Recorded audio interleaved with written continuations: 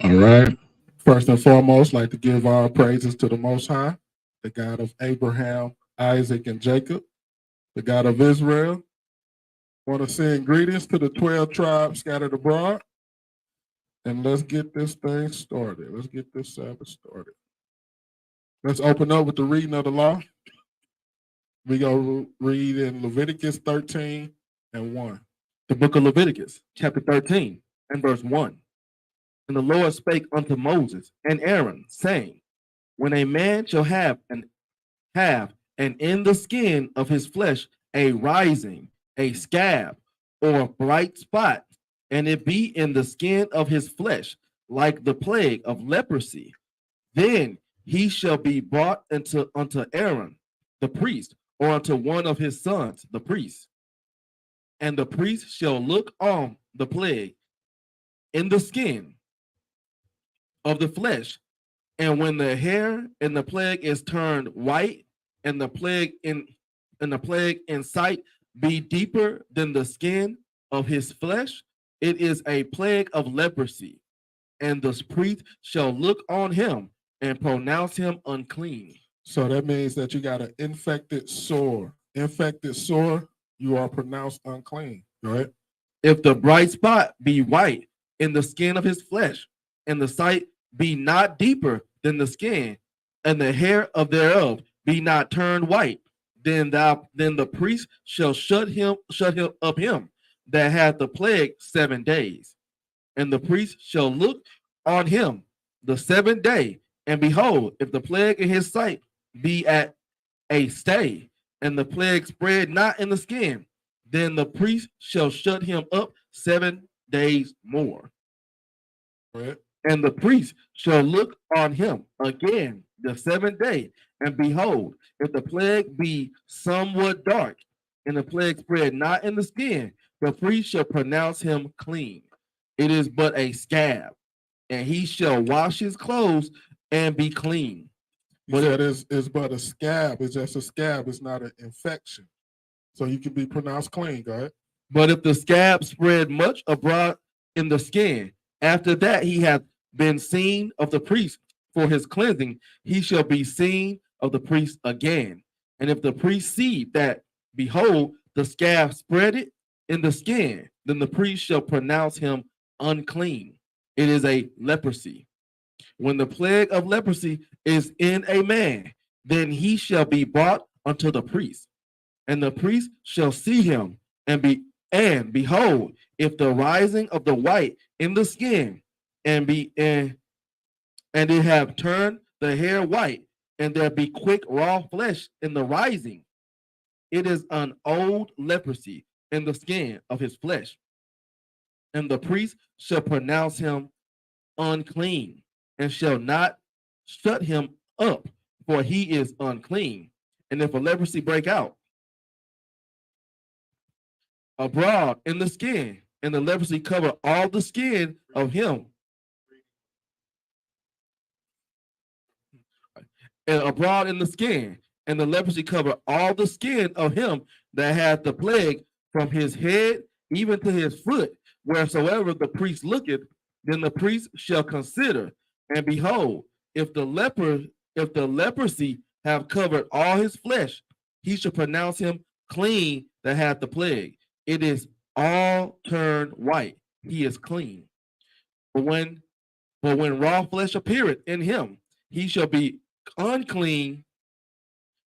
He shall be unclean, and the priest shall see the raw flesh and pronounce him to be unclean. For the raw flesh is unclean; it is a leprosy. So this is the law of the leprosy that the priest determine if someone is clean or unclean when they have the sores or the scab or the infection of leprosy. Go to Revelation 14. Let's read verse 12. The book of Revelation, chapter 14 and verse 12. Here is the patience of the saints. Here are they that keep the commandments of God and the faith of Jesus. So they keep the commandments of God and the faith of Christ. Go to Ecclesiastes 12. And 13. The book of Ecclesiastes, chapter 12 and verse 13.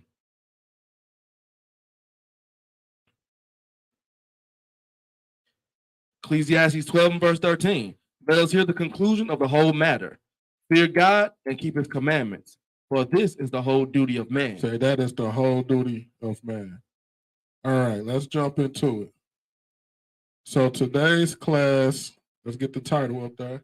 Today's class is called The Wilderness of Your Life. The wilderness of your life. So the goal of today's class is we're going to talk about how our forefathers and foremothers was in the wilderness. If y'all know the story, we wasn't supposed to be in the wilderness a long time. We were supposed to go right to the promised land. He was supposed to take us right to the promised land.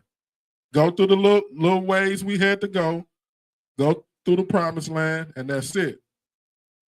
But because of disobedience, unbelief, we was in the wilderness for 40 years.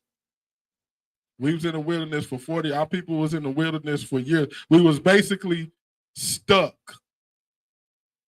We were stuck in the wilderness. We were stuck at a point to where we couldn't go into salvation. We couldn't go unto peace. We couldn't go into rest. We had to stay in a state of constant awareness, state of not being comfortable, state of getting ourselves together. In our life, that is called trials and tribulations and afflictions. Yeah, I noticed that I talk about affliction a lot because affliction, that's what we go through. That's what we go through. Let me show y'all why I talk about affliction a lot. Go to Acts 24. Let's see if I got this scripture written down. But Acts 14. Acts 14. This I talk about affliction a lot. Acts 14. First of all, our people is going through affliction. We've seen it on the streets today. The tears won't stop coming down from the brothers' eyes. Let's get Acts 14 and 22. The book of Acts, chapter 14 and verse 22. Confirming the souls of the disciples and exhorting them to continue in the faith. So he said, we supposed to exhort each other to continue in the faith. Go ahead. And that we must, through much tribulation. It said through what? Through much tribulation. It say we must, through much tribulation, do what? Enter into the kingdom of God. So the kingdom only gonna come through much tribulation, much affliction. That's why we talk about it a lot. Because that's what we are going through. And them trials and that tribulation, the scriptures call that the wilderness. This is the wilderness of our life. When we are stuck and we steady going through these trials and afflictions and tribulation, you are in the wilderness. The Most High is waiting on us. He's waiting on us to take you to the next stage, the next step. But as long as we are in a specific state of mind, guess what? We going around in circles. You're going to be going through the same problems. The same problems all the time. And that's called the wilderness. That's our forefathers, foremothers, they was walking in circles. It didn't take 40 years to get to where they was going. The Most High had them walking in circles. And we're going to see why.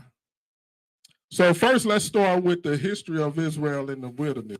That's the precursor to this class. We're going to start with the history of Israel in the wilderness. So where do we want to start? Let's start at Exodus 16, when they first got in. Exodus 16 and verse 1. The book of Exodus, chapter 16 and verse 1. And they took their journey from Elim, and all the congregation of the children of Israel came unto the wilderness of Sin. So this is the wilderness of sin. This is where they went in. Go ahead. Which is between Elim and Sinai, on the 15th day of the second month, after their departing out of the land of Egypt. So this is 30 days later after they first came. Because remember, they came out during Passover, the 15th day of the first month. Now it's 30 days later, they making it to the wilderness of sin on the 15th day of the second month. So it's giving us the time frame. Verse 2.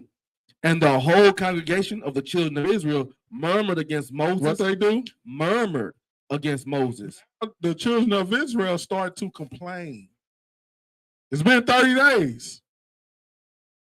They like, damn, we still putting up tents, mosquito bites, all type of stuff going on. Now they murmuring, they're complaining to Moses. Go ahead. And Aaron in the wilderness.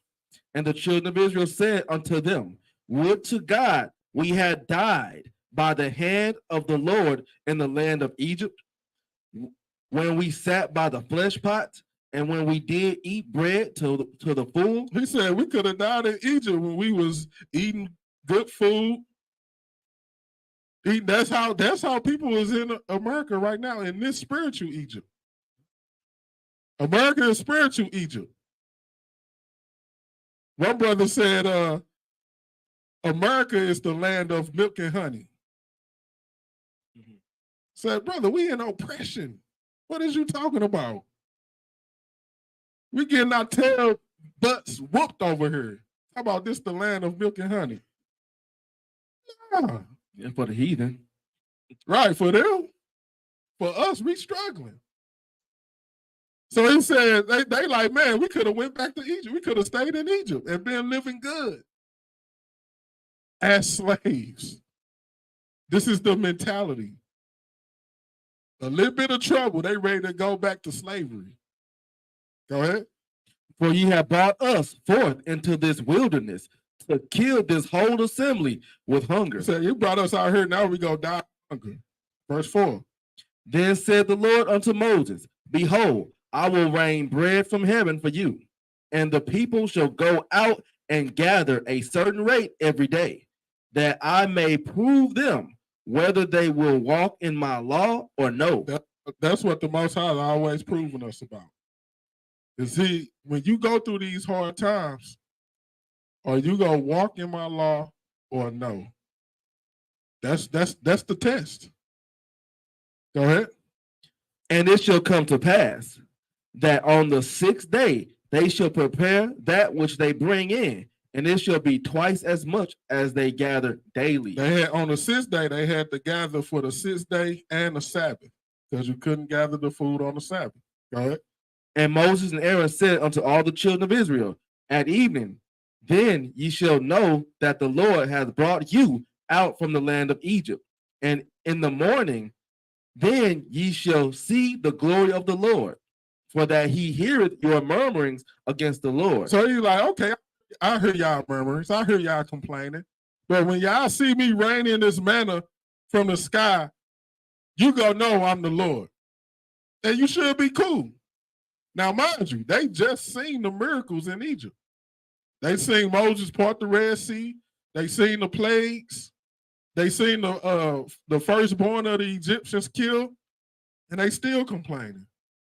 God said, all right, y'all complaining, I'm going to rain down y'all some food, and then y'all going to know I'm the Lord that brought you out of Egypt. Go ahead. Murmurings against the Lord. And what are we that ye murmur against us? Go ahead.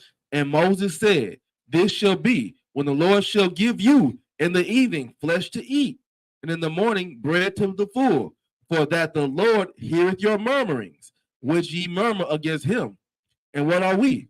Your murmurings are not against us, but against the Lord. So Moses said, look, y'all not murmuring against us, you murmuring against the Lord, because we just doing what the Lord told us to do. Go ahead. And Moses spake unto Aaron, say unto all the congregation of the children of Israel, come near before the Lord, for he hath heard your murmurings. And it came to pass, as Aaron spake unto the whole congregation of the children of Israel, that they looked toward the wilderness, and behold, the glory of the Lord appeared in the cloud. And the Lord spake unto Moses, saying, I have heard the murmurings of the children of Israel. He said, I heard them complaining. Go ahead. Speak unto them, saying, At evening ye shall eat flesh, and in the morning ye shall be filled with bread, and ye shall know that I am the Lord your God. You see that? He doing it so they can praise his name. Instead of all that complaining, we're supposed to praise the Most High for what he's given us. Let's hold this spot. Go to what we read today. 1 Timothy 6 and 6. 1 Timothy 6 and 6. The book of 1 Timothy chapter 6 and verse 6. But godliness with contentment. It say godliness with contentment, go ahead, is great gain. So they wasn't content at all. The reason why they wasn't content is because they didn't have any godliness in them. They gotta, no matter how many miracles the Most High do for us, we shouldn't be complaining. Because it's like you steady testing God. That's a sin. We're not supposed to tempt God. But when we complain and when we see him doing, changing stuff in our lives, knowing that we still alive, he haven't killed us yet, waking us up every morning, and we still got the nerve to complain, that shows that you're not content. So go back to Exodus. Read verse 16 and 12 again. The book of Exodus, chapter 16 and verse 12. I have heard the murmurings of the children of Israel. Speak unto them, saying, At evening ye shall eat flesh, and in the morning ye shall be filled with bread, and ye shall know that I am the Lord your God. They should have already known that that's God. He just freed them out of Egypt. Go ahead. And it came to pass that at evening the quails came up and covered the camp, and in the morning the dew lay round about the host. And when the dew that lay was gone up, behold, upon the face of the wilderness there lay a small round thing, as small as a oar, frost on the ground. Jumped over to chapter 17. So that was our first strike. Murmurings, complaining, talking about we could have stayed in Egypt for this.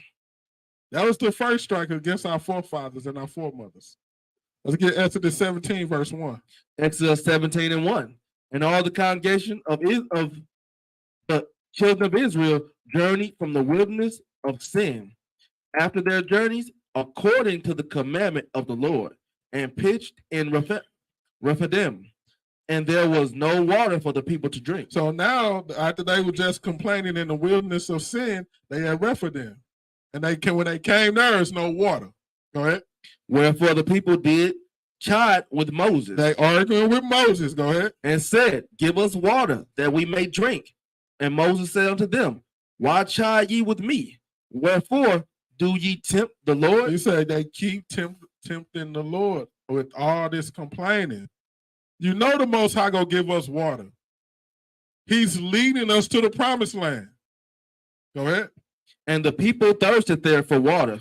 And the people murmured against Moses. Now they steady complaining. Go ahead. And said, Wherefore is this that thou hast brought us up out of Egypt to kill us and our children and our cattle with thirst? Here they go again.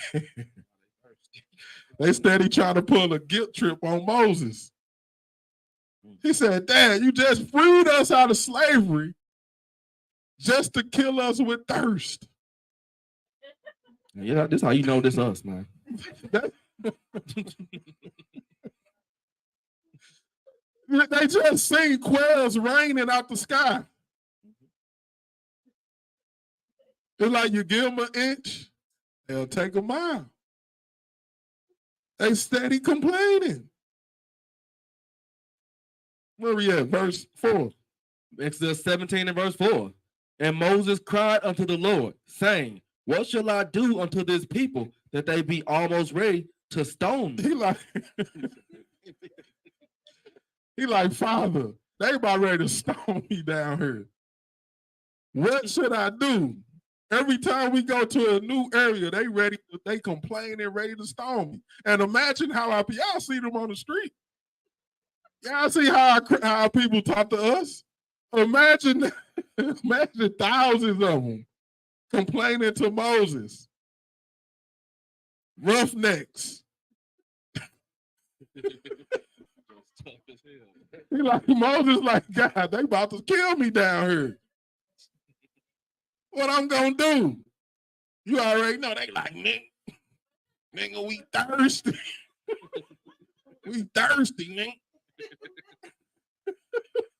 Yeah, I can imagine how people put the real on it. Put the real on the Bible. Y'all know how people is today. Crazy people complaining and murmuring. Moses like, man, they about to kill me, Lord. What I'm going to do? Verse 5. And the Lord said unto Moses, go on before the people, and take with thee of the elders of Israel, and thy rod, wherewith thou smotest the river. Take in thy hand and go. So the Father got you, Moses. Go ahead. Behold, I will stand before thee there upon the rock in Horeb, and thou shalt smite the rock, and there shall come water out of it, that the people may drink. And Moses did so in the sight of the elders of Israel. Go ahead. And he called the name of the place Massah and Meribah, because of the chiding of the children of Israel. Because of the chiding, because of the complaining, the arguing, the contention of the children of Israel. That's why that name is that name. Go ahead. And because they tempted the Lord, saying, is the Lord among us or not? He said, Lord with us or not. He just rained down quails out the sky. Talking about is the Lord with us or not. It's like, what's that Janet Jackson, what have you done for me lately? They don't care about all the past stuff. They got it right now. What he gonna do now? Forget the past. What he gonna do right now? We thirsty. Boy, get Exodus 19. I can only imagine, man. I know Moses ready to just, man, he's ready to give. Oh yeah, Moses ready to pull his heart out, man. She's dealing with him. Yeah, you can tell they probably had goals in their mouth. Roughnecks. You gonna do, man? You thirsty. Man. Let's get 19 at verse 1. Exodus 19 and verse 1.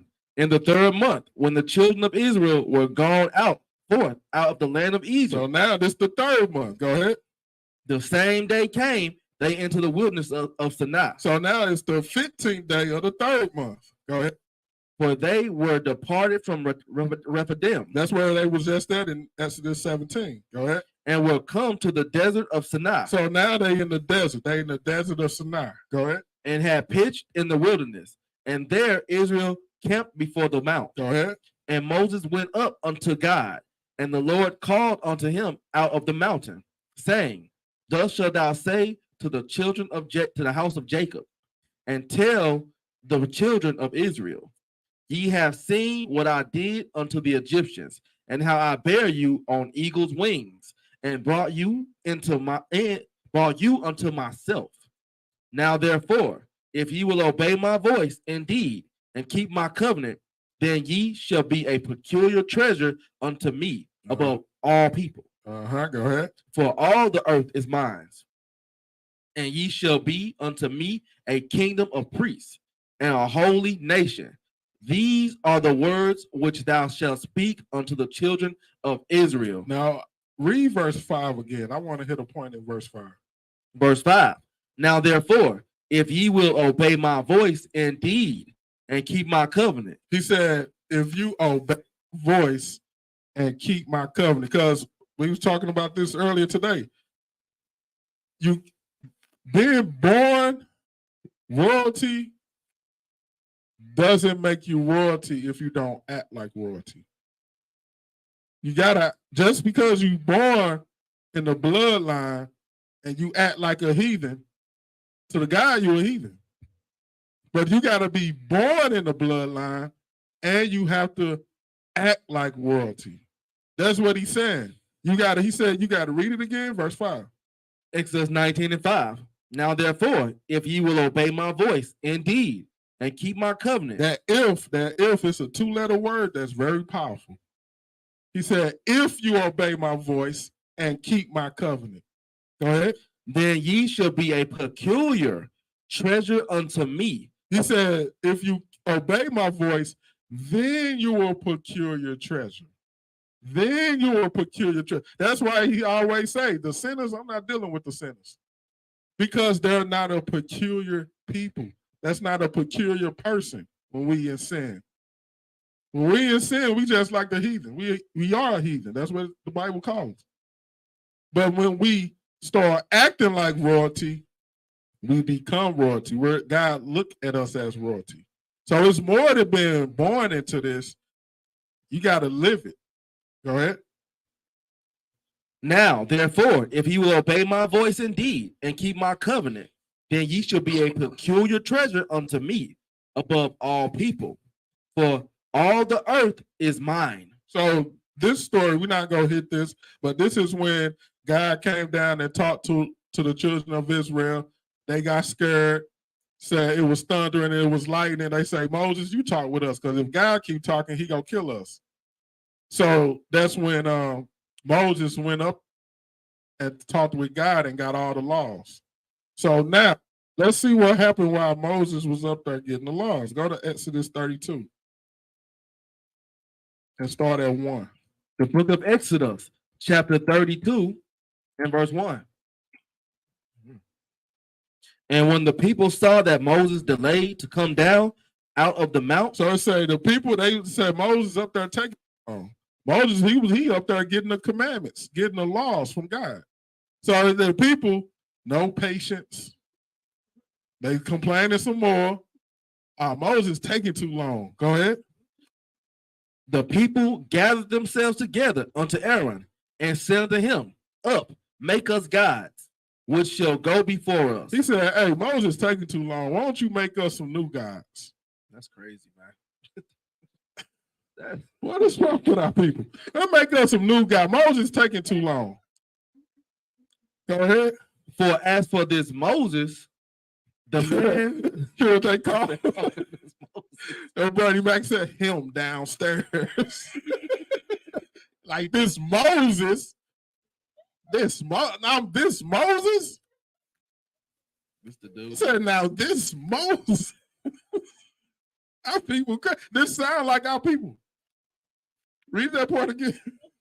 He said, for as for this Moses, and make us some new gods, because as for this Moses, go ahead. The man that brought us up out of the land of Egypt. The man that saved us from slavery.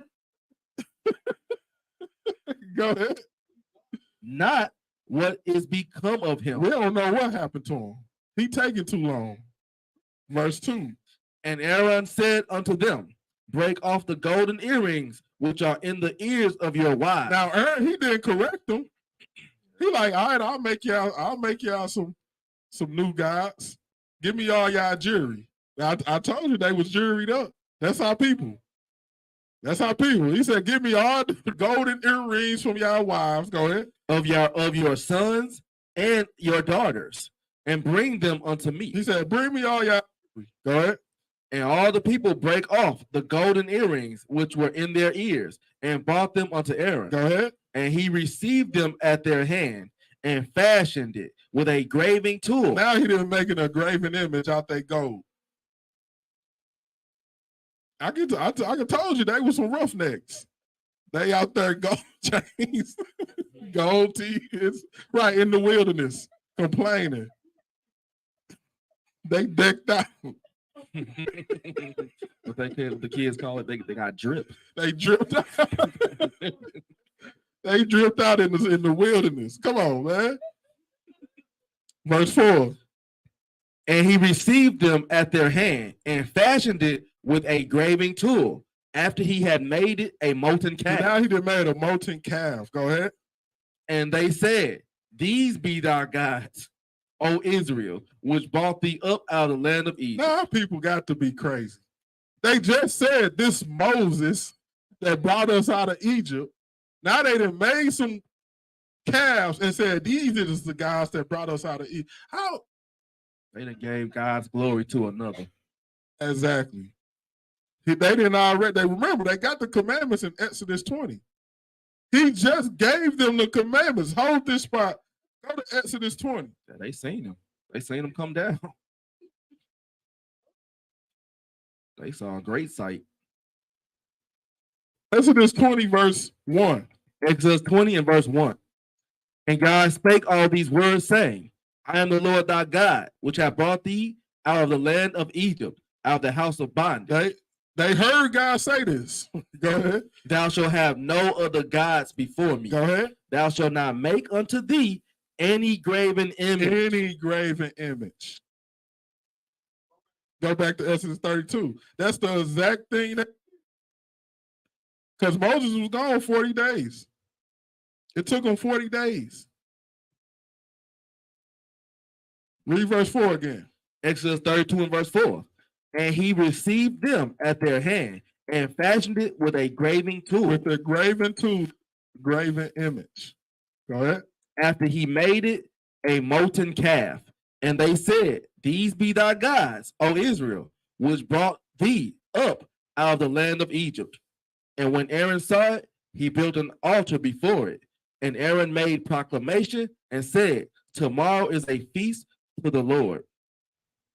And they rose up early on the morrow and offered burnt offerings and brought peace offerings. And the people sat down to eat and to drink and rose up to play. Now they have an idolatry feast. Giving burnt offerings to these calves that they just made. Go ahead.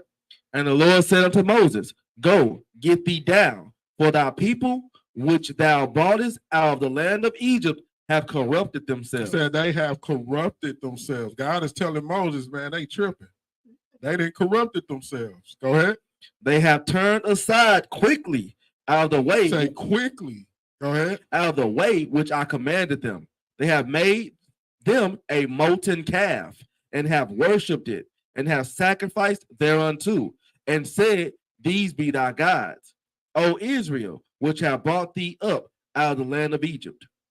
And the Lord said unto Moses, I have seen this people, and behold, it is a stiff-necked people. And if that ain't the truest statement, man, our people most stiff-necked, rebellious. It's crazy. And for him to still love us, that's why you got to tell people, the Bible is a love story between God and Israel. That's what it is. It is a love story, how he still loved these people no matter how rebellious and wicked and want to give his glory to other gods. He still loved them. He still loved us. It's the greatest love story ever told. That's what the Bible is. It's not a love story between God and the whole world. The whole world wasn't treating God like this.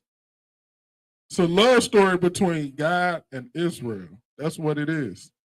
So now let's go to Deuteronomy chapter 1.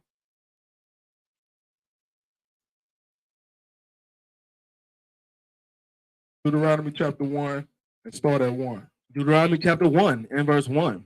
These be the words which Moses spake unto all Israel on this side Jordan in the wilderness, in the plain over against the Red Sea, between Paran and Tophel, and Laban, and Hazeroth, and Dizahab. Watch this, verse 2. There are 11 days journey from Horeb by the way of Mount Seir unto Kadesh Barnea. Did you see that? They're supposed to be in the wilderness for 11 days. They were supposed to be in the wilderness for 11 days. It was an 11-day journey, and it took them 40 years. Read that again, and then jump to 3. Deuteronomy chapter 1 and verse 2. There are 11 days journey from Horeb by the way of Mount Seir unto Kadesh Barnea. Go ahead. And it came to pass in the 40th year. It took them 40 years. Go ahead. In the 11th month, on the first day of the month, that Moses spake unto the children of Israel, according unto all that the Lord had given him in commandment unto them. Jump to Numbers chapter 13. So let's see what happened. Let's see why. So even with them doing all that complaining, making graven images, that still wasn't the reason that made them to walk around the wilderness for 40 years. That still wasn't the reason.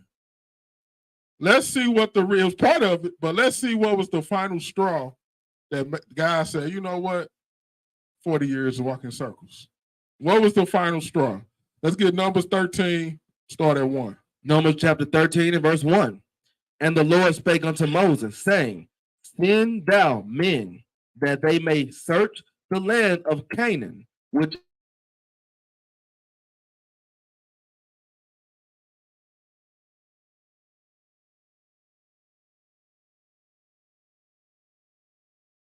I have given unto the children of Israel. Canaan.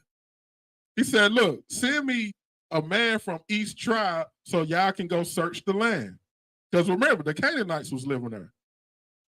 So God got to take the land from the Canaanites to get to the children of Israel. So he said, send 12 men to go search it out. Verse 2. And Moses, by the commandment of the Lord, sent them from the wilderness of Paran. All those men were heads of the children of Israel. Go ahead. And these were their names. Of the tribe of Reuben, Shammua, the son of Zachar. So when you read these are the men that they sent from every tribe. Jump to verse 16. Verse 16. These are the names of the men which Moses sent to spy out the land. And Moses called O'Shea, the son of Nun, Jehoshua. Go ahead. And Moses sent them to spy out of the land of Canaan, and said unto them. So he sent them to spy it out, to see what it was like. Go ahead. Get you up this way, southward, and go up into the mountain, and see the land. What is it? And the people that dwelleth therein, whether they be strong or weak, few or many. So he like, go check it out. Go look at the people, look at the fruit of the land, see these people strong, see how many it is, because they about to go to war with them. They got to take the land. Go ahead. And what the land is that they dwell in, whether it be good or bad, or what cities they be that they dwell in, whether in tents or in strongholds. So they trying to see, they trying to check it out, spy it out. Go ahead. And what the land is, whether it be fat or lean, whether there be wood therein or not, and be ye of good courage, and bring up the fruit of the land. They like, get some fruit and bring it back, so we can taste it, see if it's a good land. Go ahead. Now the time was the time of the first stripe grapes. So it was the time of grapes. So they like, bring some grapes back. Let us taste it, see if this a good land. Verse 21. So they went up and searched the land from the wilderness of Zin unto Rahab, as men come to Hamath. Go ahead. And they ascended by the south and came unto Hebron, where Hamah, Sheshai, and Talmai, the children of Anak, were. Now Hebron was built 7 years before Zoan in Egypt. Go ahead. And they came unto the brook of Eshcol, and cut down from thence a branch with one cluster of grapes. So they got the grapes. Go ahead. And they bare it between two upon a staff. And they brought of the pomegranates and of the figs. So they got the fruit. Go ahead. The place was called the brook Eshcol, because of the cluster of grapes which the children of Israel cut down from thence. And they returned from searching of the land after 40 days. So that they was the land for 40 days. They was there for 40 days. They went, searched it out, did everything Moses told them to do. Brought fruit back, looked at the people, see if they was living in tents or strongholds. It took them 40 days. Verse 26. And they went and came to Moses. So now they bringing back the report. They come back to Moses. Go ahead. And to Aaron, and to all the congregation of the children of Israel, unto the wilderness of Paran, to Kadesh, and brought back word unto them, and unto all the congregation, and showed them the fruit of the land. So they showed them the fruit. Go ahead. And they told him, and said, we came into the land whither thou sentest us, and surely it flowed with milk and honey, and this is the fruit of it. They like, this is a good land. It flowed with milk and honey. Taste this fruit. Taste these grapes. Go ahead. Nevertheless, the people be strong that dwell in the land, and the cities are walled and very great. And moreover, we saw the children of Anak there. Go ahead. So they like the people strong though. They big. Go ahead. And the Amalekites dwell in the land of the south, and the Hittites, and the Jebusites, and the Amorites dwell in the mountains, and the Canaanites dwell in the sea, dwell by the sea, and by the coast of Jordan. And Caleb stilled the people before Moses and said, let us go up at once and possess it, for we are well able to overcome it. So Caleb was one of the 12 men that went. And Caleb was like, look, let's go get it. The land is good. They got good food there. The city's good. Let's go up there and get it. Caleb like, let's go.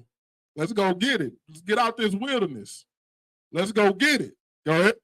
But the men that went up with him said, we be not able to go up against the people, for they are stronger than we. Now the other people is scared. The other people, they scared. They like, man, we can't, they big. They strong. We can't overcome them. The other men are scared. Go ahead. And they brought up an evil report of the land which they had searched unto the children of Israel, saying, Now they finna talk bad about the land, so they don't have to go fight. Our people is evil. Now they finna give an evil report just so they don't have to go fight. Go ahead. the land through which we have gone to search it is a land that eateth up the inhabitants thereof. It says, nah, it ain't no good fruit there. The land eat up the fruit. Go ahead. And all the people that we saw in it are men of great stature. Now the people big as hell. Go ahead. And there we saw the giants, the sons of Anak, which come of the giants, and we were in our own sight as grasshoppers. And so we were in their sight. So now they giving a Eve, they lying because they scared to go to war. Let's see what happened. Go to chapter 14, verse 1. Numbers 14:1. And all the congregation lifted up their voice and cried, and the people wept that night. They cried. They was scared. And you know what do they do when they scared? Somebody guess. What they start doing? Complaining, murmuring. They like, oh man, we about to go to war for a land that ain't even worth it. And the people big. Verse 2.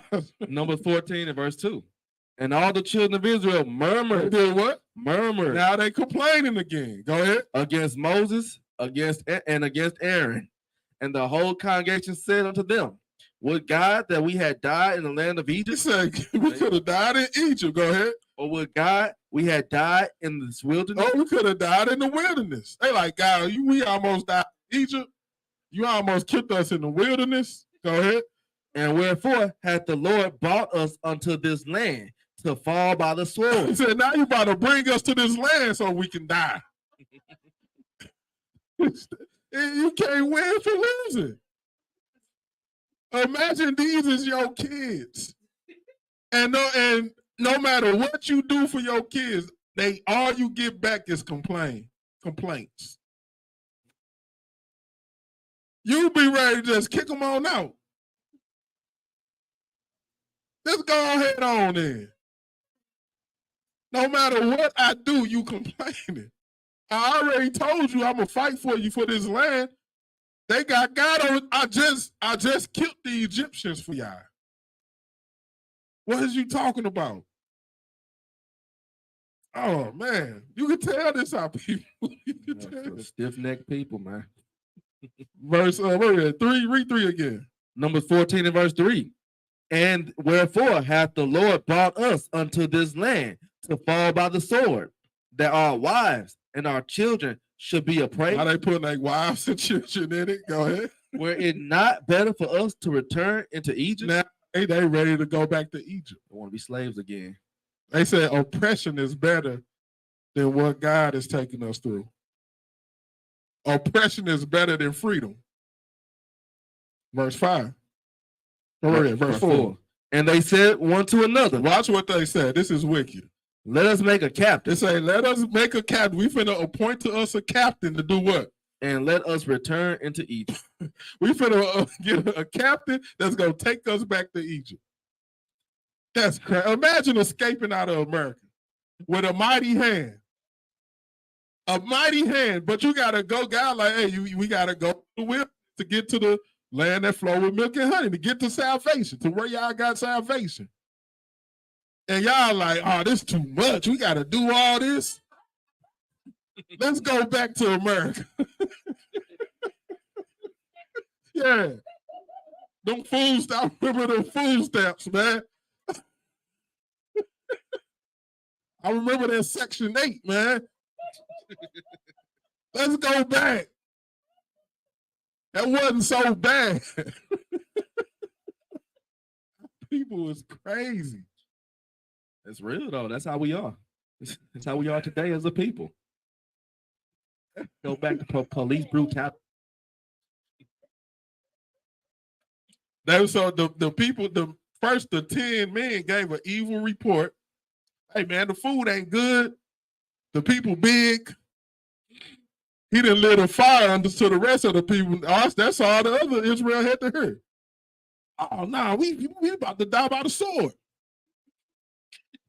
They have no heart. They got no heart. Verse 6. Verse 6. And Joshua the son of Nun, and Caleb the son of Go ahead. Jephunneh, which were of them that searched the land, rent their clothes. So it was 12 men that searched the land. So these two, Joshua and Caleb, they tore their clothes off. Because that's what they do when Israel was mad. They tore their clothes off. Because that's like they getting low for God. They tore their clothes off and they pray to God. So only two people out of Israel like, oh, they feeling like Moses now. They like, So they tore their clothes off, verse 7. And they spake unto all the company of the children of Israel, saying, the land which we passed through to search it is an exceeding good land. They like, this is a good land. What are y'all talking about? Go back to Egypt. This is a good land that's going to be ours. Go ahead. If the Lord delight in us, then he will bring us into this land. They like, if the Lord delight of us, he gonna give us this land. Go ahead. And give it us a land which floweth with milk and honey. Verse 9. Only rebel not ye against the Lord. Said, all you got to do is just trust him. All you got to do is don't rebel against him. Go ahead. Neither fear ye the people of the land. It say, don't fear the people. Go ahead. For they are bread for us. He said that they bread, that's food for us. We go knock them off like that with God on our side. Caleb and Joshua had faith. Go ahead. Their defense is departed from them, and the Lord is with us. And the what? And the Lord is with He's us. like, man, we got the Lord with us. What are you talking about? Go ahead. Fear them not. Go ahead. But all the congregation bade stone them with stone. All the congregation, they ready to stone them. They ready to stone them. Like, we trying to get back to Egypt. Forget what he talking about. Go. And the glory of the Lord appeared in the tabernacle of the congregation before all the children of Israel. Now the Most High had to come talk to him. Watch what he said. Go ahead. And the Lord said unto Moses, how long will this people provoke me? He's like, how long, man? What do I got to do?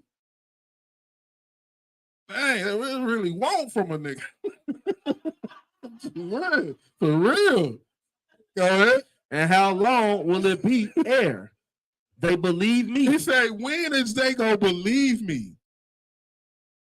When is they gonna believe me? I said, when I rain these quails down, know that I am the Lord God. He did it. They still don't believe him. Y'all was thirsty. I gave y'all water. Y'all still don't believe me. I told you that I'm gonna give you this land. Y'all still don't believe me. That's a lack of faith. The lack of faith will keep you in the wilderness. That's even for your life today. Your lack of faith will keep you in the wilderness because the lack of faith is what caused you to be disobedient. And if you don't trust God, God walk in circles. You'll have the same problems over and over again till you know how to deal with them according to the word. Until you start trusting God. Like, all right, God, I've been doing it my way for 40 years. Let me do it your way.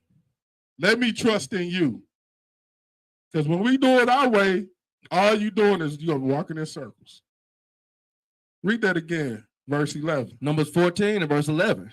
And the Lord said unto Moses, how long will this people provoke me? You're like, y'all want me to kill y'all. Go ahead. And how long will it be ere they believe me? Go ahead. For all the signs. For what? For all the signs. For all the signs, go ahead. Which I have shown among them. You like that? All the signs I didn't gave y'all? Y'all still don't believe me. I didn't, the Egyptians, the Red Sea, the frogs, the plagues, the raining food out the sky. What all these signs and y'all still don't believe me. That's why in the New Testament, God told Christ, look, Christ said there ain't gonna be no more signs. I want people with faith. Because of our forefathers and foremothers. The signs didn't do nothing to their faith. The signs didn't do nothing. Verse 12. Numbers 14 and 12. I will smite them with the pestilence and disinherit them. He said, I'm going to disinherit them. Meaning, I'm going to disown y'all. Y'all not my people. I'm going to give me some new people. This is what he was ready to do. He ready to throw us away. Go ahead. And will make of thee a greater nation and mightier than they. He said, I'm going to make somebody else greater. That's when Moses had to come in. Verse 13. And Moses said unto the Lord, then the Egyptians shall hear it, for thou broughtest up this people in thy might from among them. He said, the Egyptians, he said, you go kill us and get some new people. The Egyptians gonna hear about this. Go ahead. And they will tell it to the inhabitants of this land. So they're gonna tell everybody. Go ahead. For they have heard that thou, Lord, art among this people, that thou, Lord, seen face to face, and that thy cloud standeth over them, and that thou goest before them by day and time in a pillar of a cloud, in a pillar of fire by night. So they're going to talk about everything you did. Go ahead. Now, if thou shalt kill all this people as one man. So now, if you kill all these people at one time, go ahead. Then the nation which have heard the fame of thee will speak. He said, if the people hear that you did saved us and you killed us, this is what all the other nations gonna say. Go ahead. Saying, because the Lord was not able to bring this people into the land which he sware unto them. Therefore, he has slain them in the wilderness. He said, because the basically said the Lord couldn't produce on this promise. So he just killed them.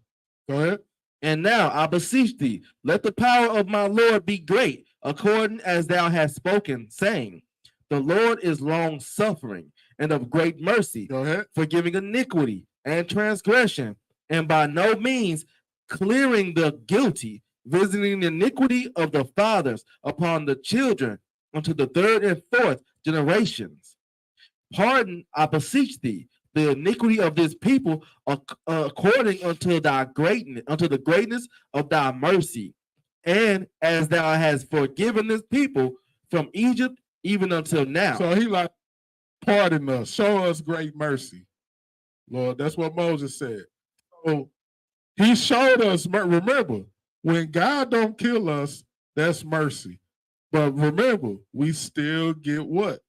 Affliction and chastisement. Just because he don't kill us, don't mean he finna, everything's all good now. No, you still got to get chastisement and affliction. It's still coming. So after Moses told him that, this is the punishment that God came up with. Verse 20. Numbers 14 and verse 20. And the Lord said, I have pardoned according to thy word. He said, so the Lord said, I'm going to pardon you. I'm going to give them a pass. I'm going to forgive them. Go ahead. But as truly as I live, all the earth shall be filled with the glory of the Lord. Go ahead. Because all those men which have seen my glory and my miracles, which I did in Egypt and in the wilderness, and have tempted me now these 10 times, and have not hearkened to my voice. He said, all these Israelites that tempt me, go ahead. Surely they shall not see the land. They shall what? They shall not see the land. This was the punishment.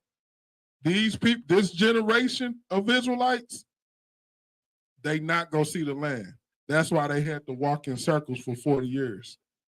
Because that whole generation that was tempting God had to die off first. So God had them walking in circles for 40 years waiting for those men to die off. Read it again. Surely they shall not see the land which I swear unto their fathers, neither shall any of them that provoke me see it. None of them go see it. Go ahead. But my servant Caleb, because he had another spirit. Remember, Caleb was the one that was saying, no, let's go, God with us. Go ahead. And have followed me fully. Him will I bring into the land. Yeah, he go see the land. Go ahead. Whereunto he went. He went. And his seed shall possess it. Go ahead. Now the Amalekites and the Canaanites dwell in the valley. Tomorrow turn you and get you into the wilderness by the way of the Red Sea. And the Lord spake unto Moses and Aaron, saying, how long shall I bear with this evil congregation? So Moses was like, all right, that's the punishment, but how long I gotta deal with these evil jokers? How long I might have to deal with them? Go ahead. Which murmur against me. I have heard the murmurings of the children of Israel, which they murmur against me. Go ahead. Say unto them, as truly as I live, saith the Lord, as ye have spoken in mine ears, so will I do to you. Go ahead. Your carcasses shall fall in this wilderness. He said, you gonna tell them this. He telling them your carcasses, your dead bodies, is gonna fall in the wilderness. Go ahead. And all that were numbered of you, according to your whole number, from 20 years old and upward. So whoever was 20 years and older, go ahead. Which have murmured against me. And was complaining. Doubtless ye shall not come into the land. Y'all not getting the land. From 20 years old who was complaining. Go ahead. Concerning which I swear to make you dwell therein, save Caleb the son of Jephunneh, and Joshua the son of Nun. And Joshua the son of Nun. Them two, y'all good. Go ahead. But your little ones, which ye said should be a prey. But your little ones that you were scared to go up and fight against the Canaanites, go ahead. Them will I bring in, and they shall know the land. He said, those are the ones that's going to see the land. Y'all not going to see the land, but your children go see the land. Go ahead. Which ye have despised. But as for you, your carcasses, they shall fall in this wilderness. Y'all go die in this wilderness. This is the point. If we don't get ourselves together, we can die in the wildernesses of our life. We can die in our affliction, in our tribulation, without making things right with God. He gave up on that was their punishment. Y'all not gonna see salvation. Y'all not gonna see the promised land. Y'all not gonna go into that rest of freedom. Y'all finna walk in these wilderness for 40 years. When y'all die out, then I take your children in there. That's the punishment. Go ahead. Numbers 14 and 33. And your children shall wander in the wilderness 40 years. What was gonna happen? And your children shall wander in the wilderness 40 years. So you and your children gonna wander for 40 years in the wilderness. Go ahead. And bear your whoredoms until your carcasses be wasted in the He wilderness. said they gonna bear your whoredoms. They gonna bear your sins. They gonna see y'all complaining and murmuring for 40 years until y'all die in this wilderness. That was the punishment. Go ahead. To the number of the days in which ye search the land, even 40 days. So now, this is why it's 40 years. Because remember, they went up, the 12 spies went and searched the land for 40 days. Read that part again. After the number of the days in which ye search the land, even 40 days. Even 40 days, go ahead. Each day for a year. Each day for a year. So that's why it was 40 years. So they went out and searched the land for 40 days. Each day that they went and searched the land for no reason, y'all get 40 years. Each day is a year. So that 40 years was specific. Go ahead. Shall ye bear your iniquities, even 40 years, and ye shall know my breach of promise. And he said, you gonna know how you breached my promise, how you broke my promise. Verse 35. Verse 35. I, the Lord, have said, I will surely do it unto all this evil congregation that are gathered together against me in this wilderness. They shall be consumed, and there they shall die. They go die in this wilderness. This is what we don't want. We want to make it to that promised land. We want to make it to the point that the God promised us. We shouldn't be complaining, or when things get hard, you ready to jump out the commandments. Or when affliction comes, you don't have no trust in God. Guess what? You go stay in the wilderness. You go stay in your trials and tribulations. You're gonna be having the same problems over and over. You're gonna be stuck because you're not trusting God to do what it takes to get through your trial, to get through your tribulation. You're gonna be like our forefathers and foremothers. You just not gonna make it. You just not gonna make it. Verse 36. Verse 36.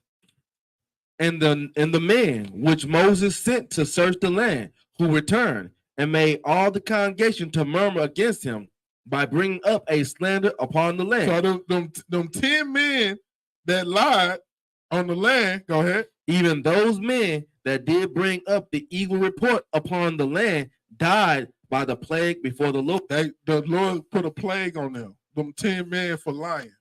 Go ahead. But Joshua, son of Nun, and Caleb, the son of Jephunneh, of the men that went to search the land, lived still. So they lived still, Caleb and Joshua. Go ahead. And Moses told these, saying, unto all the children of Israel, and the people mourned greatly. And they rose up early in the morning, and gat them up unto the top of the mountain, saying, Lo, we be here, and we go up unto the place which the Lord hath promised, for we have sinned. Now they think. So you know how you chastise your kid. Your kid did wrong. You gave him chance after chance. You said, clean that room up. Clean that room. You done told your kid about 10 times to clean the room up. On that 11th time, you ain't finna say nothing. You got that belt. Now all of a sudden the kid, okay, I'm going to clean up now. It's too late now. You still go clean it up, but you still finna get this butt whooping. That's what they doing now. They like, okay, God, we finna go into the promised land and we finna fight. Let's see what happens. Verse 41. And Moses said, wherefore now do ye transgress the commandments of the Lord? But it shall not prosper. He said, you're not gonna prosper. Y'all already said. He already told y'all the punishment. He already told y'all not gonna see the land. They trying to get it anyway. Like, God, we sorry. Let's go. I'm ready now. I'm ready. Let's go get it now. Moses like, what you ain't gonna prosper? Go ahead. Go not up, for the Lord is not among you. He said, don't go up there trying to fight. God ain't with you. Go ahead. That ye be not smitten before your enemies. You're gonna be killed. Go ahead.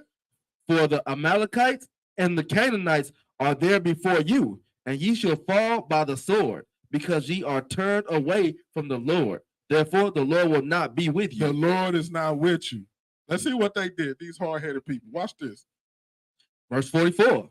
But they presumed to go up unto the hilltop. They went anyway. Hey, we gonna go anyway. They're gonna make God forgive. What's wrong with our people? Yeah. That's right. The wilderness. These are the people that seen the miracles of God. That seen them. Go ahead. Nevertheless, the ark of the covenant of the Lord and Moses departed not out of the camp. Moses was like, I ain't going with y'all.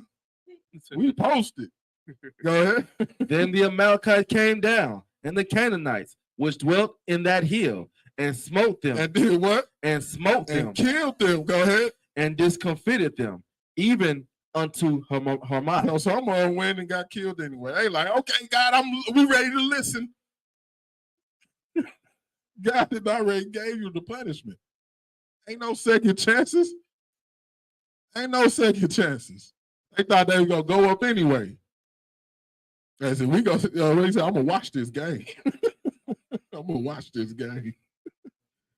Go to Deuteronomy 8. Now we got the story of the wilderness.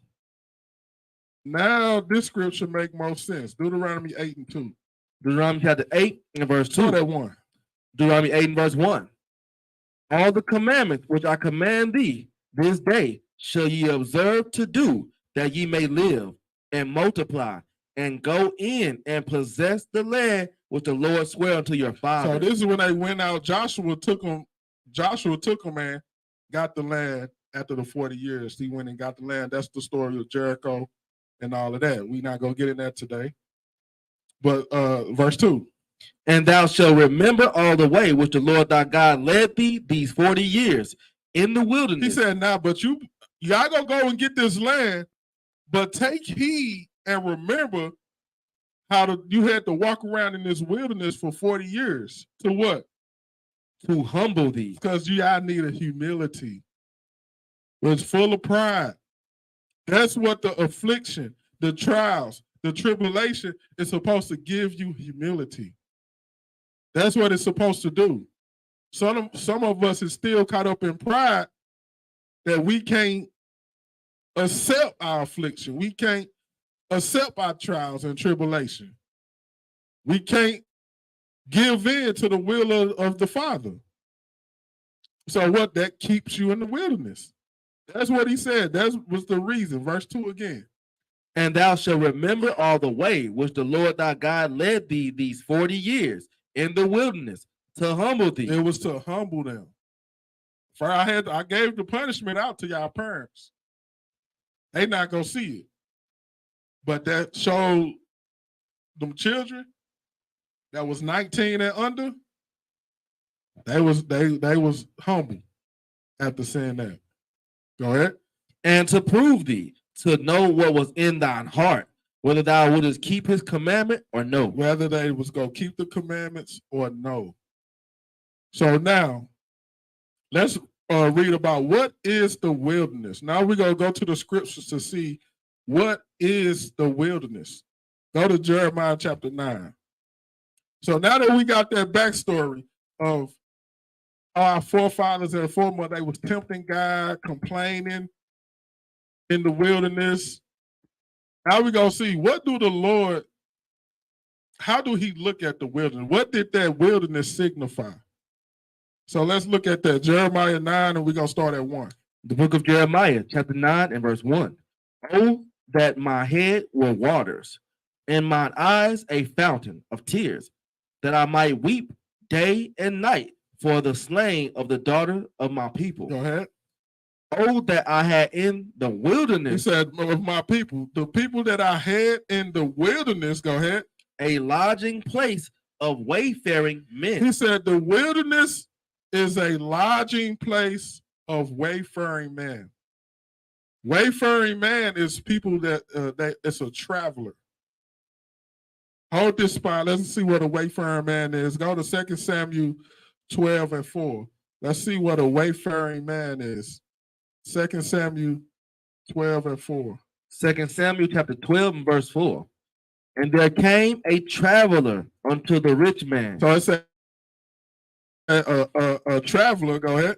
and he spared to take of his own flock and of his own herd to dress for the wayfaring man. So a wayfaring man is a traveler.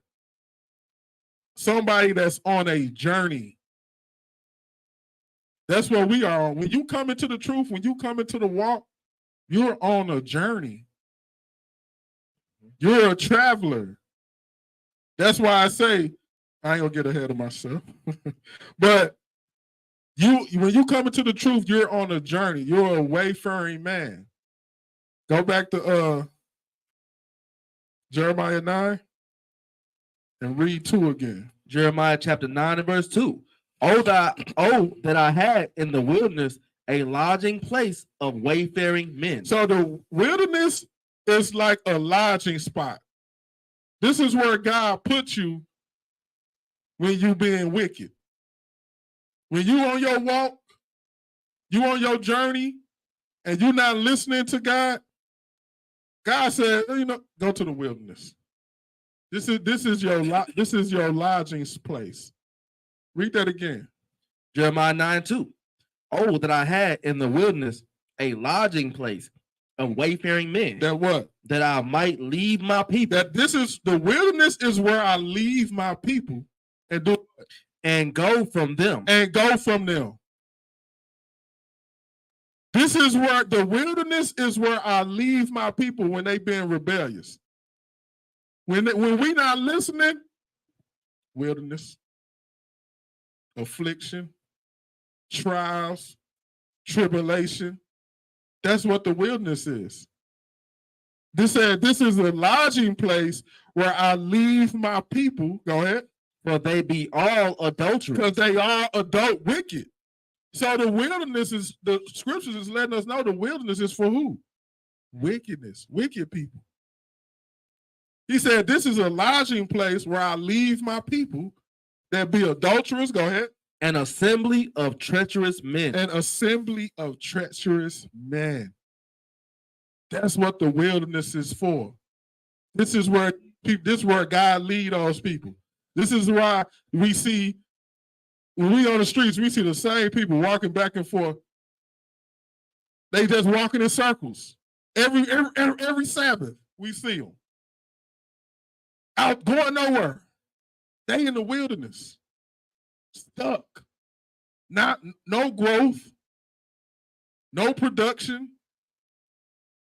They in the wilderness physically and spiritually. That's the lodging place for people who don't want to do right. They in the wilderness. They just stuck. Go to chapter 9. Verse 9. Jeremiah chapter 9 and verse 9. Shall I not visit them for these things? So they speaking all these, they doing all these evil things. It says, shall I not visit them for these evil things? Go ahead. Saith the Lord, shall not my soul be avenged on such a nation as this? Go ahead. For the mountains will I take up a weeping and wailing, and for the habitations of the wilderness a lamentation. The wilderness is a lamentation for people. That's where people cry and complain. That's what lamentation means, a cry. This is where all these. That's why it's that metaphor, the murmuring and the complaining in the that they did in the wilderness. He said the people that do that, that's what the wilderness is for. People who don't understand judgment, people who don't understand or don't trust me. You be in the you go cry in the wilderness. That's where you cry it. Go ahead. Because they are burned up, so that none can pass through them. It say none can pass through them. Go ahead. Neither can men hear the voice of the cattle. Both the fowl of the heavens and the beast are fled. It say none can pass through them. That's where people pass you up. People will pass you up. They'll walk because you on that path. It's a path, that narrow path to righteousness. When you get off that path of righteousness, you in the wilderness somewhere. And while you in that wilderness, you gonna see people walking through that path like deuces. You stuck. I ain't like you. I'm gone. They'll walk right past you like deuces. You shouldn't play with the Most High. You shouldn't play with them. Go to Psalms 107 and verse 4. Psalms 107 and verse 4. They wandered in the wilderness. They did what? They wandered in the wilderness in a solitary way. Solitary way is a desolate way. It's a desert. So they wandered in the desert in a solitary way. Go ahead. They found no city to dwell in. They found no city to dwell in. Ain't no city. Ain't no nothing in the wilderness. There is no lodging place. Let's get some more. Go to Job chapter 12. Read verse 24. Job chapter 12 and verse 24. He taketh away the heart of the chief of the people of the earth and causeth them to wander in a wilderness. You see that? He said he take away the heart of the chief people of the earth and cause them to wander in the wilderness. Go ahead. Where there is no way. Where there is no way. Ain't no way in the wilderness. When you in the wilderness, you stuck. You walking in circles. There's no way. You go just keep walking and ended up having the same problems, same issues, same trials, same tribulations you've been having the last X amount of years. Wondering why the same thing keep happening to you. Because you're in the wilderness. There is no path, there is no way out. The only way out is to humble yourself and repent. That's the only way out the wilderness. Read that again. Job chapter 12 and verse 24. He taketh away the heart of the chief of the people of the earth and causeth them to wander in a wilderness where there is no way. He said it caused them to wander in the wilderness where there's no way, walking in circles. Walking in circles. Go to Matthew 7. Matthew 7 and verse 13. Matthew chapter 7 and verse 13. Enter ye in at the straight gate, for wide is the gate and broad is the way. You see that? It say wide is the gate and broad is the way. Go ahead. That leadeth to destruction. That's the only thing in the wilderness. The ways of destruction. Go ahead. And many there be which go in thereat. And saying that's where it's a lot of people in the wilderness.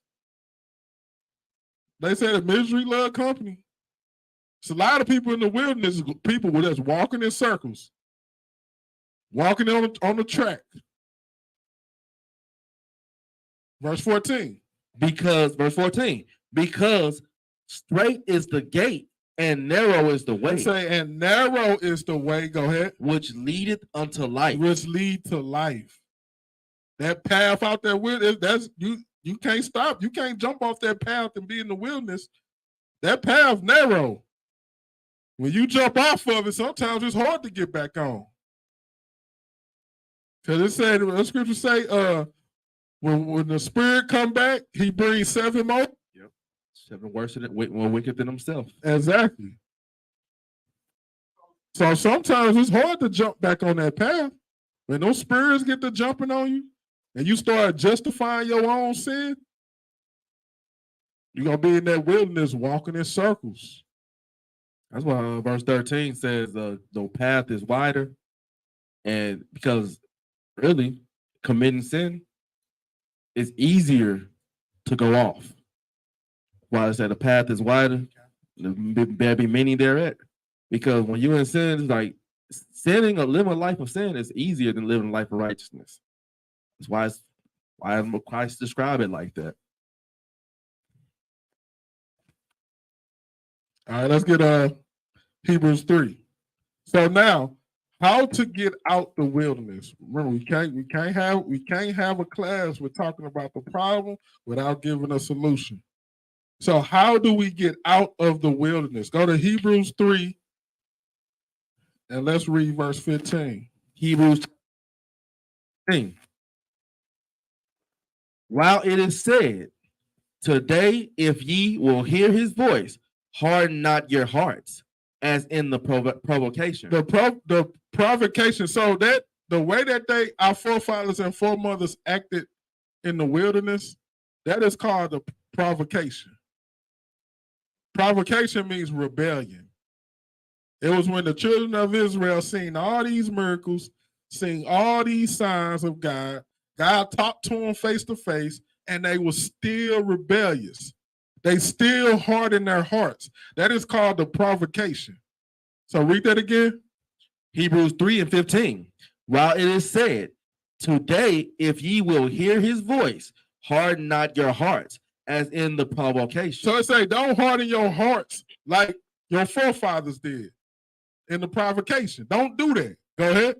For some, when they had heard, did provoke. They provoked God. Go ahead. Howbeit, not all that came out of Egypt by Moses. Go ahead. But with whom was he grieved 40 years? He said the Most High was grieved 40 years with them people. Go ahead. Was it not with them that had sinned, whose carcasses fell in the wilderness? The people whose carcasses fell in them, remember, that was their punishment. Whose carcasses fell in the wilderness. Watch what he say. Go ahead. And to whom swear he that they should not enter into his rest, but to them that believe not? Because they didn't believe him. They didn't believe him.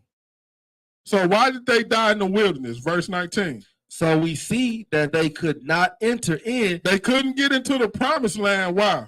Because of unbelief. Because of lack of faith. Lack of faith. Lack of faith is the reason why you're in the wilderness. So building your faith is how you get out the wilderness. You have to start trusting in what God say. You got to start handling matters like the Bible say. You got to have, the reason why they was in the wilderness them 40 years was unbelief. Lack of faith. Go to Psalms 95. Let's see what he's quoting. Psalms 95 and 8. The book of Psalms, chapter 95 and verse 8. Harden not your heart, as in the provocation. That's what we just read in Hebrews. Go ahead. And as in the day of temptation in the wilderness. You see that? That's what provocation is. The day of temptation in the wilderness. Go ahead. When your fathers tempted me, provoked me, proved me, and saw my work. He said they tempted me, proved me, and they saw my work. So they was tempting God. Every time, every stop in the wilderness, they was tempting God. Every time they had a problem, they tempt God. And God gave them what they wanted. So they saw his work. Go ahead. 40 years long was I grieved with this generation, and said, it is a people that do err in their heart, and they have not known my ways. Go ahead. Unto whom I swear in my wrath that they should not enter into my rest. So they not going to enter into this. Because this is going into today, because there's an eternal rest that's coming with this net salvation. There's an eternal rest. This eternal rest that he's talking about in Hebrews 4, the people of today, we're not going to make it to them, to that rest. That's why he said, don't harden your heart like the people in the provocation, because you're not going to make it into this next promised land. You're not going to make it into this next kingdom. So we got to use them as an example. They saw all the miracles and still didn't believe. That's why God said he not giving those signs today. He don't want people that need a sign. he did that. He had thousands of people that he was constantly giving signs to. He was constantly giving them signs, and they still didn't believe. So that was the point of Christ. He wanted people with that faith that he don't got to give a sign every damn problem. Every time you get in trouble, every time you emotional, you got to get a sign from God. He not trying to deal with people like that. It say the just shall live by faith. He can't do nothing with people like that. Want a divorce for every problem. Imagine having a spouse. Every time y'all argument, he pull out some damn divorce papers. What?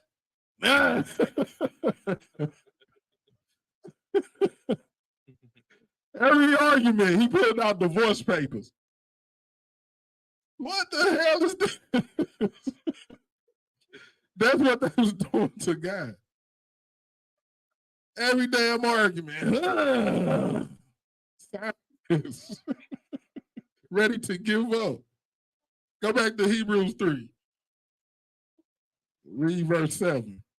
The book of Hebrews, chapter 3 and verse 7. Wherefore, as the Holy Ghost said, today, if you will hear his voice. So if you will hear his voice, go ahead. Harden not your hearts, as in the provocation. As in the provocation. We just read that. Go ahead. In the day of temptation in the wilderness. Go ahead. When your fathers tempted me, proved me, and saw my works 40 years. He said, they saw my works. Go ahead.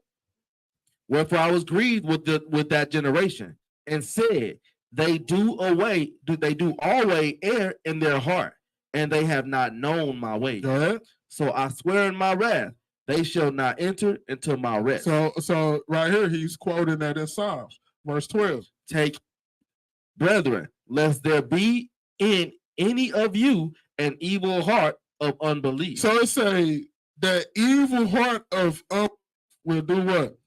In departing from the living God. That evil heart of unbelief will make you depart from God.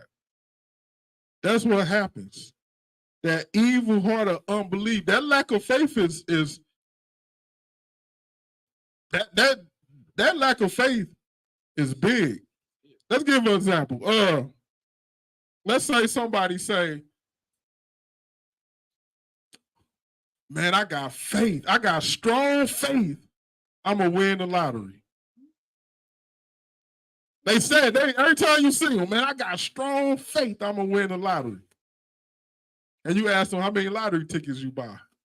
Oh, none. I ain't buy none this week. What? How is that strong faith you gonna win? You're not even buying lottery tickets. That's not faith. That's lip service. You got strong faith. I'm hitting the lottery. You can't. What they say? You got to be in it to win it. How much faith is that? That's not faith. What you gonna tell that person? You say, "Oh, this. You ain't winning nothing." Plain and simple, man. You're gonna be broke all your life. You gonna tell that person, man, you don't believe nothing. You don't believe you gonna win nothing. You don't even buy the lottery. You don't even spend the dollar to buy the lottery. It's 100 pennies. You don't even spend the dollar to be in it. How you talking about you got strong faith that you gonna win? The lottery ticket is $1. Like the dude that plays and never wins is gonna win before you do. Right. That ain't no strong faith. That's saying I got faith in God, but don't keep no commandments. It's the same thing.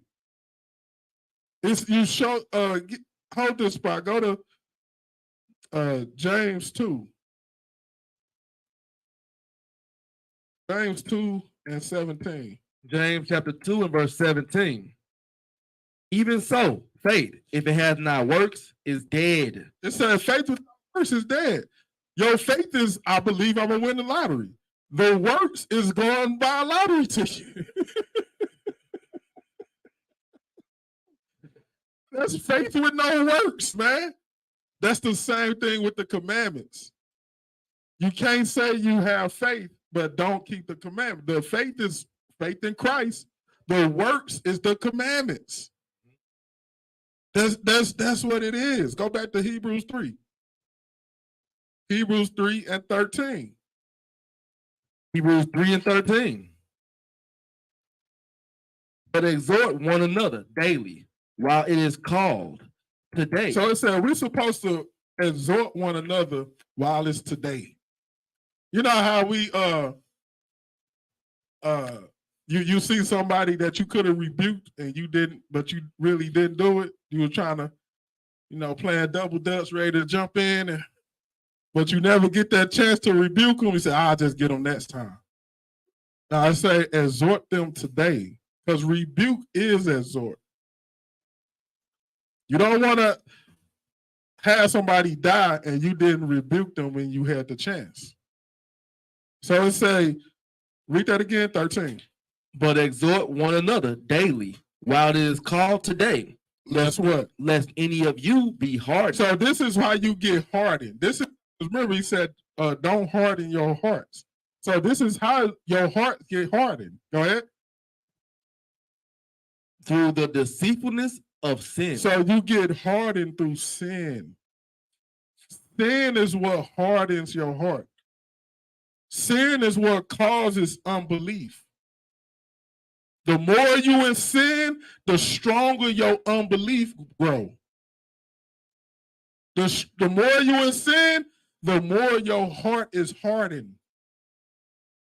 Read that again. That's why they was like, when we couldn't believe how they was acting in the wilderness, it's because they kept sinning in the wilderness. And they was getting worse and worse. Sin makes you worse. It don't make you better. Sin makes you worse, not better. And then you start to get that hardened. Their heart is hardened. That's why they was hardened. That's why it was hard to believe. Like they seen the miracles, they seen the signs, but they kept sinning. And they was waxing worse. Sin makes you worse, not better. Not better. Read it again. Hebrews 3 and 13. But exhort one another daily while it is called today, lest any of you be hardened. You're going to be hardened through what? Through the deceitfulness of sin. Because sin deceits you. It tricks you. Sin will trick you. That's what it do. Get Wisdom of Solomon, chapter 4, verse 11. Sin is strong. Don't underestimate sin. 4 and 11. Wisdom of Solomon, chapter 4, verse 11. Yea, speedily was he taken away. Just talking about Enoch. Go ahead. Lest that wickedness, sin, go ahead, should alter his understanding. Sin change your understanding. Sin alters your understanding. That's why you nobody should be making life decisions while they in sin. Because your understanding is altered. It alters your understanding. It hardens your heart. It makes you feel like you're right and not God. You become right in your own eyes. Why? Because you're in the wilderness. You're in the wilderness. And people start believing themselves more than what's right in front of them. So go to Proverbs 26. So we got a couple more. So the last subtopic is you have to learn from your mistakes. That's what the wilderness is. Wilderness is walking in circles because you keep making the same mistakes over and over and over and over and over again. That's what the wilderness is. You just keep making the same mistakes over. Now you in this wilderness just in circles. And that means what? You're not learning from your mistakes. The worst thing I'm gonna say this: a person that's stupid is a person that don't learn from their mistakes. Flat out. You have to learn from your mistake. We used to have this saying in my business, it's called fail faster. Like if you go try something and it fails, you just learned something. Oh, this don't work. Let me try this. Oh, this don't work. Let me try this. The faster you fail, the faster you learn. The faster you learn, the faster you grow. So a person who's in the wilderness is just people who don't learn from their mistakes. They keep making the same mistakes over. So good. Proverbs 26 and verse 11. Proverbs 26 and verse 11. As a dog returned to his vomit. It says, as a dog returned to his vomit, go ahead. So a fool returned to his folly. A fool gonna return to his folly, making the same mistakes. That's what that scripture means. A fool is a person that keep making the same mistake. They in the wilderness. They in the wilderness. Go to 2 Peter chapter 2 and verse 20. 2 Peter chapter 2 and verse 20. For if after they have escaped the pollution of the world through the knowledge of the Lord and Savior, Jesus Christ. So this is somebody that came into the truth. They was able to escape the wilderness, the pollutions of the world. Go ahead. They are again entangled therein and overcome. The latter end is worse than them, with them than the beginning. You see that? It say, when you come out the wilderness and you trying to get your life, if you go back, it said you're going to be worse than the first time you was in. Go ahead. Verse 21. For it had been better for them not to have known the way of righteousness. It said it's better for them to not know the commandments, to not be in the commandments than what? Then after they have known it, to turn from the holy commandments delivered unto them. It said it's better for them to not know it than to be in it and then go back to sin. That's worse. Go ahead. But it is happened unto them according to the true proverb. It said the reason why it's happening unto them because of the true proverb that we just read. Go ahead. The dog is to his own vomit again. The dog is turned to his own vomit again. That's what you're doing. You eating your own vomit, returning back to your same folly. You escaped it once, then you jumped right back into it. You're not learning from your mistakes. Think about how much work you had to put in to jump out of it the first time. All the work you put in to get out of it the first time.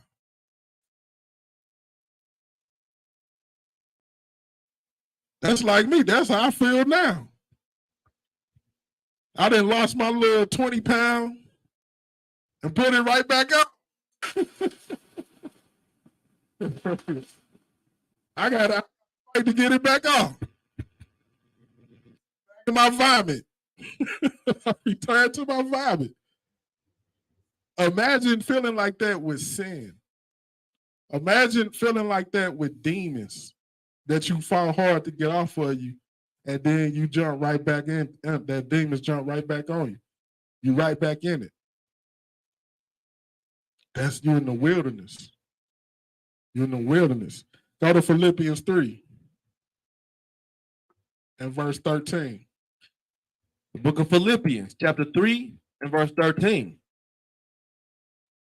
Brethren, I count not myself to have apprehended, but this one thing I do, forgetting those things which are behind. It say, we got to forget those things which is behind us. Forget those things that's in our past. Forget those things that cause you to go off. You got to forget those. Read that part again. Brethren, I count not myself to have apprehended, but this one thing I do, forgetting those things which are behind, Forget those things which are behind. Go ahead. and reaching forth unto those things which are before. And reaching forward for those things that are ahead. That's what you got to do. You have to learn from your mistakes. Forget those things in the behind and reach for the stuff that's ahead. Get yourself out the wilderness. Get yourself out the trials, the tribulation, the problems that you keep having. Get out, trust in God, trust in the word, trust in the counsel that you get, and get out of it. Do the work. Do the work. Go to Isaiah 43 and 19. Couple more. Isaiah 43 and verse 19. Behold, I will do a new thing. Now it shall spring forth. He said, so the Most High said, I'm going to do this new thing. Go ahead. Shall ye not know it? I will even make a way in the wilderness. He said, I'm going to do this new thing. I'm going to make a way in the wilderness. I'm going to make this new thing that I do, this going to be a way out the wilderness. Go ahead. And rivers in the desert. And rivers in the desert. Go ahead. The beasts of the field shall honor me, the dragons and the owls, because I give waters in the wilderness. Because I give waters in the wilderness. Go ahead. And rivers in the desert to give drink to my people, my chosen. So let's see what this new way is. Go to John 14 and 6. He said, I will make a way in the wilderness. John 14 and 6. This is the way that he made. John chapter 14 and verse 6. Jesus said unto him, I am the way. What Jesus say? I am the way. Say, I am the way. This is the way you get out the wilderness. The Spirit of Christ. The Spirit of Christ is the spirit of repentance.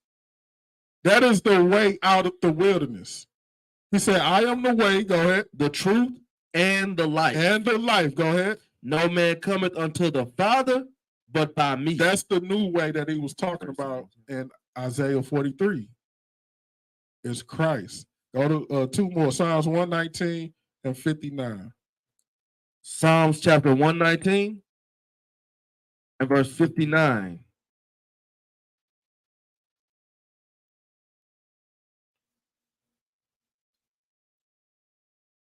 In verse 59. This is what we got to do. I thought on my way. You got to do what? I thought on my way. We gotta think on our ways. In the New Testament, it's called examine ourselves. He said, I thought on my ways. Go ahead. And turn my feet unto thy testimonies.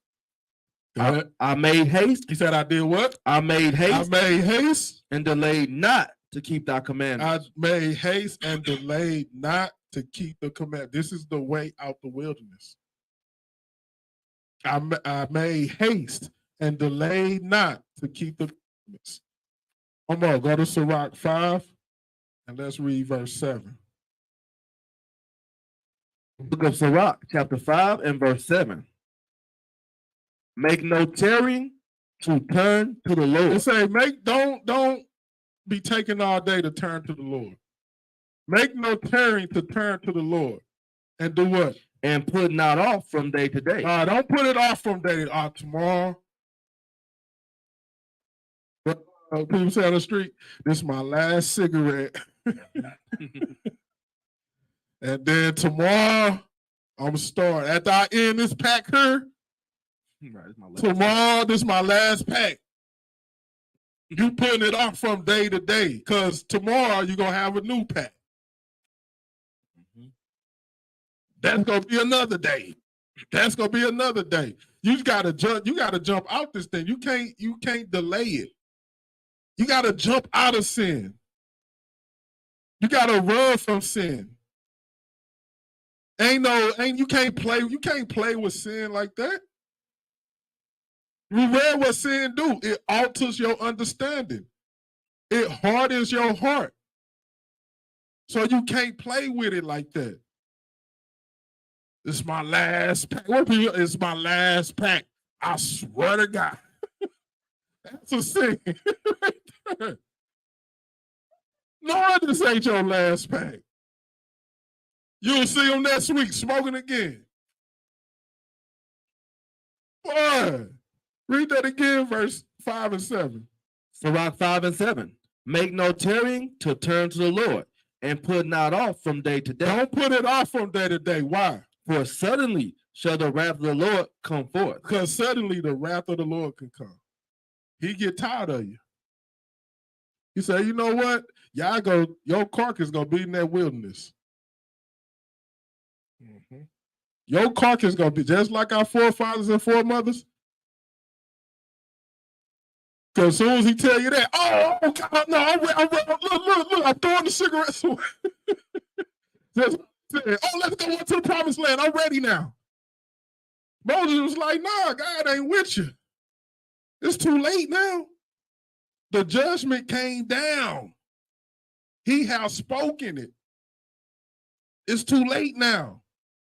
When the wrath of God come down, ain't no take backs.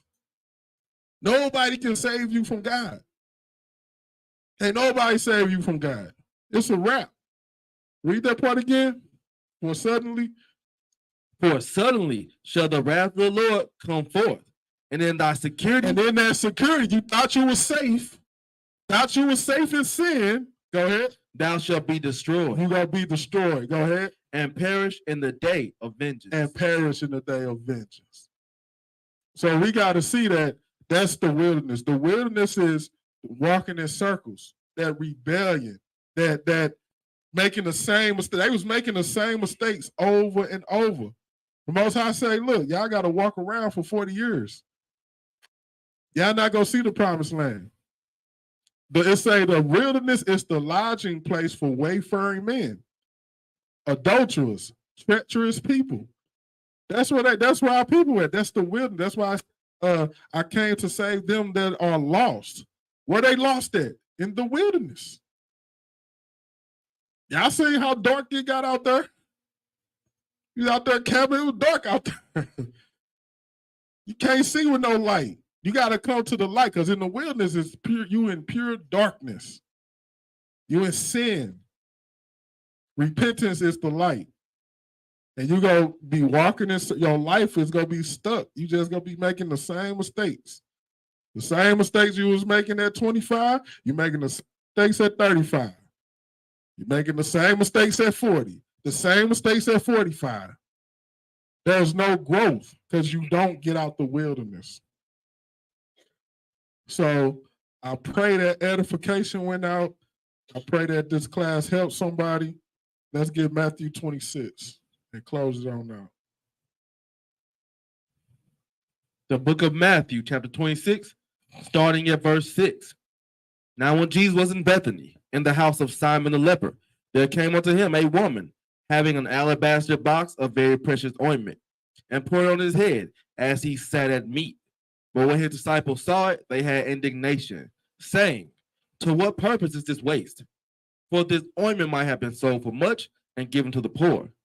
When Jesus understood it, he said unto them, why trouble ye the woman? For she hath wrought a good work upon me. For ye have the poor always with you, but me ye have not always. For in that she hath poured this ointment on my body, she did it for my burial.